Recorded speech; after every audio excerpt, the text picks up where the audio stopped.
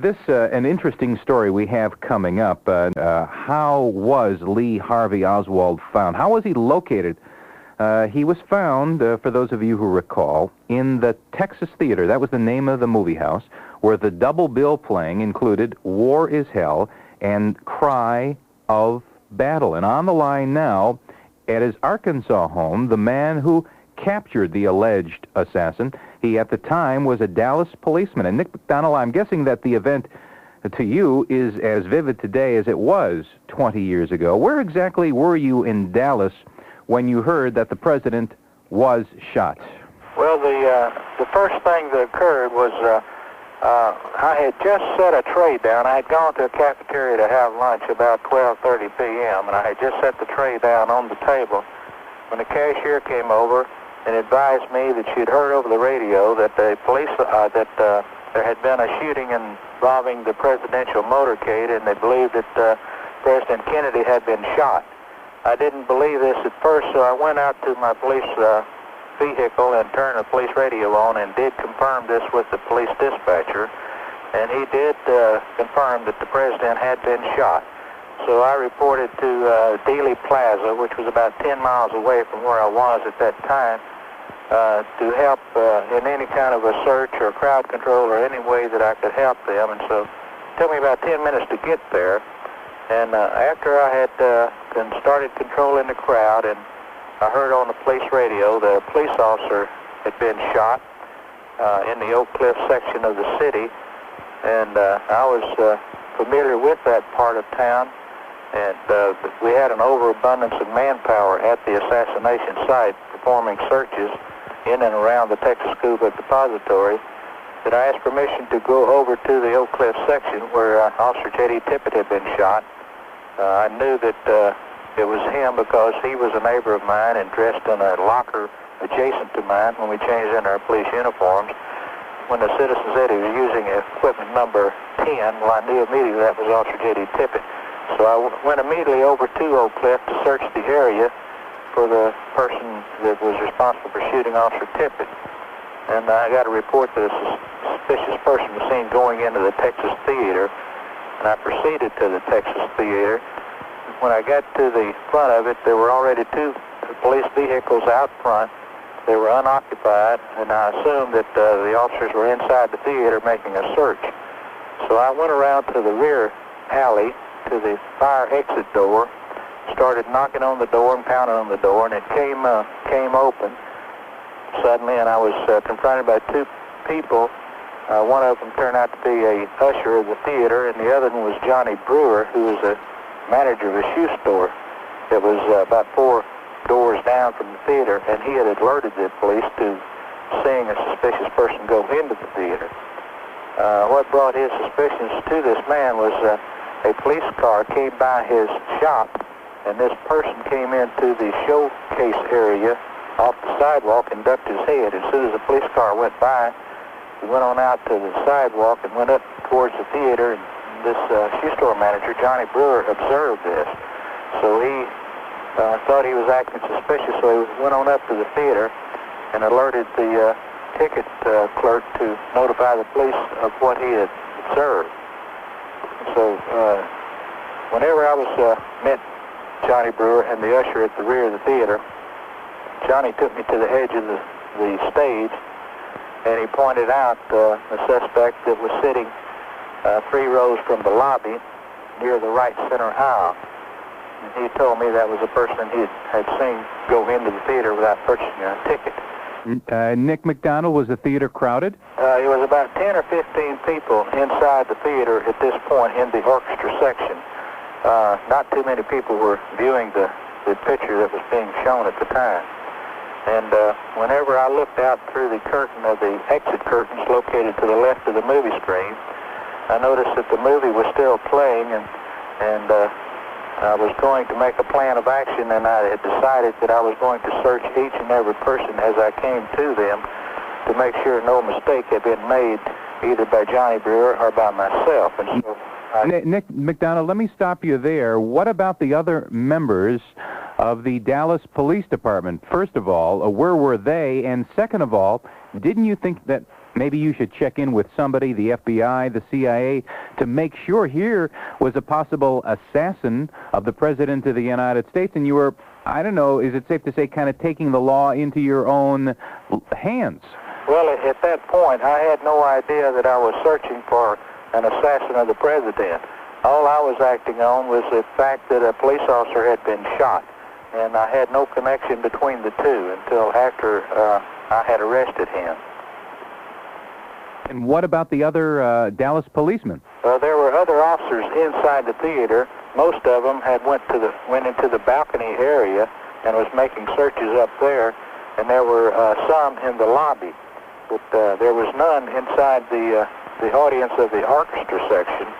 And so whenever I stepped out of those curtains to search those two men that were immediately close to me, well, the movie stopped playing and the house lights came up. And so I proceeded up the right center aisle to the row where Oswald was seated, and I confronted him. I was within 1 foot of him, and I said, "Get on your feet." And he stood up, and with a voice of resignation, he said, "Well, it's all over now." And that indicated to me that he was giving up without any kind of a struggle.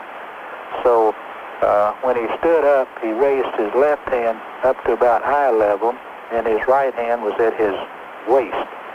He suddenly made a fist with his left hand and hit me between the eyes, knocking me against the seats and knocking my police cap off, and pulled a pistol in his right hand as I was reaching for his waist, and my hand, luckily, grabbed the pistol over the cylinder, and he pulled the trigger, and I felt the hammer fall down in the webbing between my thumb and forefinger of my left hand. And that evidently that had retarded the action of the firing pin striking full force onto the primer of the bullet. So I knocked him into the seats with my right hand and fell on top of him. And I knew that it was most important that I get control of that weapon, because he could kill me with a pistol.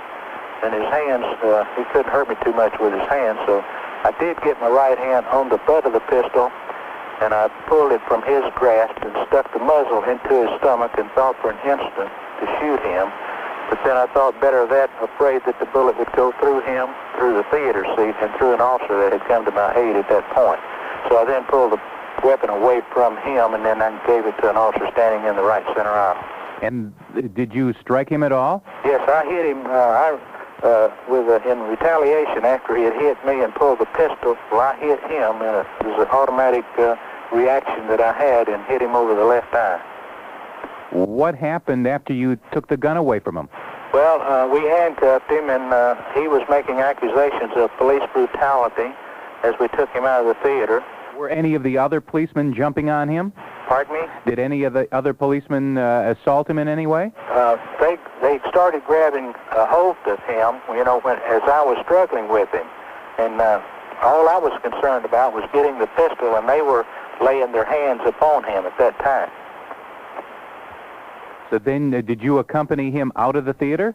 No, just out to the aisle, and then I went to retrieve my police cap, and then that's when I was told by a supervisor, a police captain, that I should report to the crime lab and have my photograph made to have evidence that I had been injured in the affray, and that we would have evidence in case something did come up about the accusation of police brutality. Nick McDonald, were you bleeding at all? Yes, I had about a 4-inch scratch on my left cheek. That was caused when I pulled the pistol away from him. The hammer scraped my cheek, and then my nose and lips were bloody from the blow that he hit me. Now, you mentioned that in the Texas theater where Lee Harvey Oswald was hiding, that when you were searching some of the people down close to the screen, the film was still showing. Right.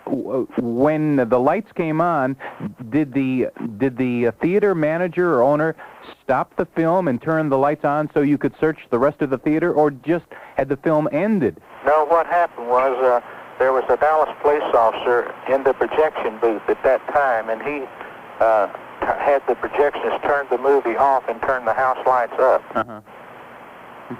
You would have thought that maybe if Oswald had thought about shooting you, he would have done it as you were coming up the aisle toward him. Well, that's the reason that when I searched those two people, I kept looking over my shoulder at him to see what movement he was making, if any at all, and he had not made any movement. He was just looking straight ahead at me. And then whenever I was walking up the right center aisle towards him, I had my eyes more concentrated on two people that were seated to the left before I reached him. And as I got to those people, I quickened my step and went directly to the row where he was seated and was about a foot away from him. So I had planned to be close enough to him, if I could get there without him shooting me, that the closer I was to him, I could retard any kind of movement that he might have made towards me or any kind of aggression, which did, in fact, help me quite a bit by being that close to him. Did you ever see him again after that? The only time I saw him after was after we got back to the homicide offices, and I was filling out my report, and I had already had my photograph taken at the crime lab, and I was filling out my reports. Captain Fritz walked into the office, who was in charge of the homicide division, and he was telling his detectives that they needed to get a warrant and go to Irving, Texas, to see if they could locate a missing employee of the Texas School Book Depository by the name of Lee Harvey Oswald. And when we arrested Oswald, he had two sets of identification on him, one of Alex A. Hydell and the other of Lee Harvey Oswald, who advised the captain to save him a trip to Irving that Lee Harvey Oswald was seated right here in his office.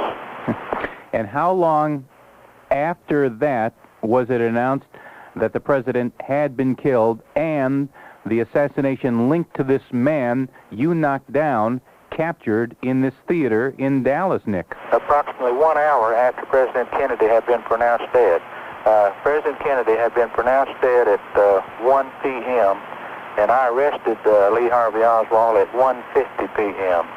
And it was about 2 o'clock, 2:10, around that area of time that they were had the name of Lee Harvey Oswald. And at that time, did they arrest him for the assassination of President Kennedy? No, he was charged with the murder of Officer J.D. Tippett. And then 11 o'clock that night, after they had gathered the evidence and sifted through all the evidence linking him to the assassination, that's when they made the formal charges of the murder of President John F. Kennedy and the assault and murder of Governor John Connally. It's really something, I suppose, for you to think about the part you played in a very historic event. Well, I'm very proud of the part that I did play, because there's not too many good things that were done over that 4-day period, and I believe that what I did was probably the best thing that was done during that period. What were some of the bad things that you remembered? One of the bad things I remember is the way that they opened up the city hall and the police department to the reporters that had flooded the city, you know, in search of information and stories about that they had a breakdown in security. That was one of the reasons that Oswald was so susceptible to be killed by Jack Ruby. All right, Nick, thanks for talking with us today. Okay, well, thank you, Warren. You're welcome. Bye. Bye now. Nick McDonald, now living in Arkansas. The man captured Lee Harvey Oswald 20 years ago today.